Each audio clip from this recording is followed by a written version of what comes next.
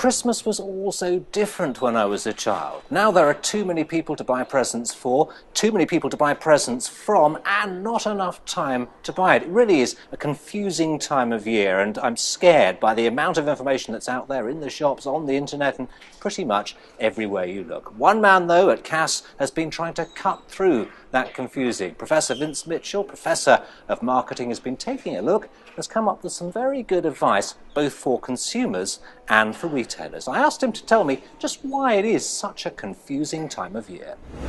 Well, this time of year is particularly confusing for consumers because it exaggerates some of the stuff that we normally have during the year, but not to the intensity. For example, the main cause of confusion is too much decision-relevant information.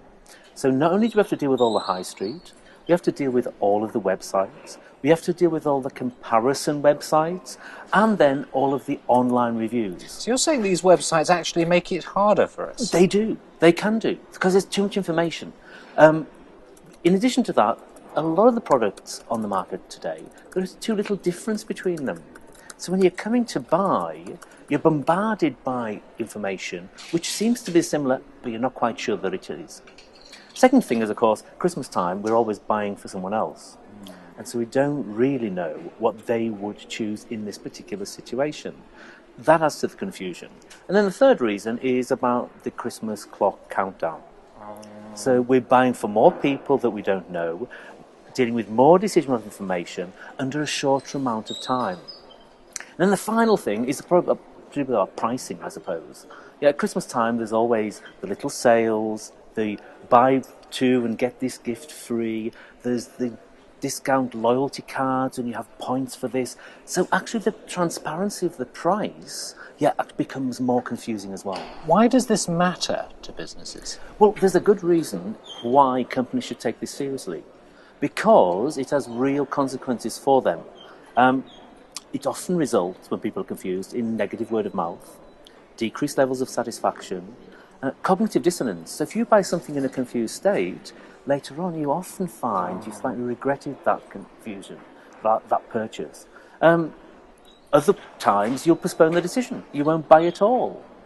All of this happens to decrease loyalty and decrease the trust that consumers have in companies. Because if you're confused, why would you think about trusting someone who's confusing you? I mean, it is a miserable time for consumers. What can businesses do to help? Right, well, there are some strategies which retailers and manufacturers can adopt. The first one's simple. Hey, give the shopper a breather. So whether that's something in store for them to do, to relax, and it worked for Waterstones having coffee bars, or whether it's some other form of relaxation, it could be as simple as relaxing music in stores, rather than the upbeat Christmas tempo that we often find, or having a partnership with a local coffee shop or a local bar, and actively promoting that little break in the shopping ordeal. Second thing is, a lot of consumers are doing online pre-search now. And so what you need for retailers is to make that online experience as slick and uncomplicated as possible. And make it reflect what's in store. So when they've done the search, they can go straight into the store and find what they want. Or even pre-order it, as Argos does. The third thing, which good retailers do, but lots of retailers could do better, and that is retail editing.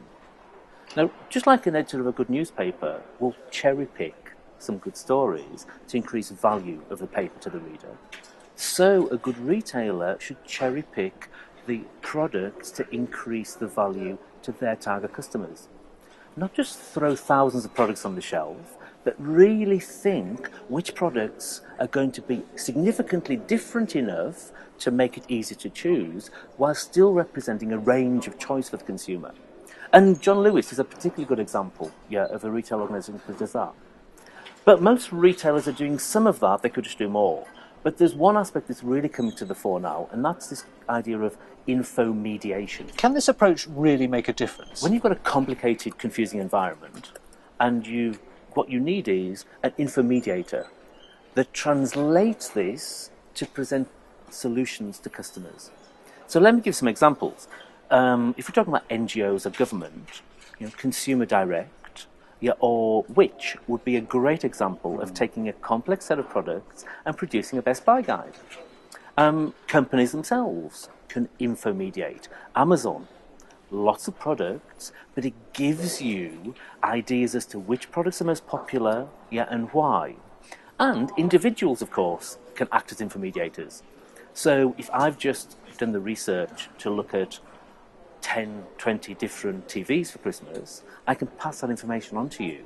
And the national example of this is, of course, Martin Lewis's website, moneysavingexpert.com, where he passes on all his expertise about how people can save money. So what can retailers, businesses do to increase their chances of making a sale without adding to the confusion? Well, here's my one little tip, which is what you could do on a pencil and paper, right? And this is going to be picked up by somebody to make a lot of money, and that is the Christmas gift list. It should be like a wedding list.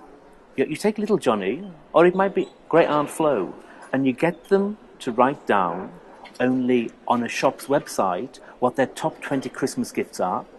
We can circulate that to all the family, and you simply click on it and buy them that you know that they want for Christmas. It can all be done online, and you don't even have to do the trial by aisle in-store shop. That could make someone a fortune. That's your Christmas gift to the world. Well, that's what Christmas is all about. It's all about giving. Thank you very much, Professor Vince Mitchell, and Merry Christmas and Happy New Year.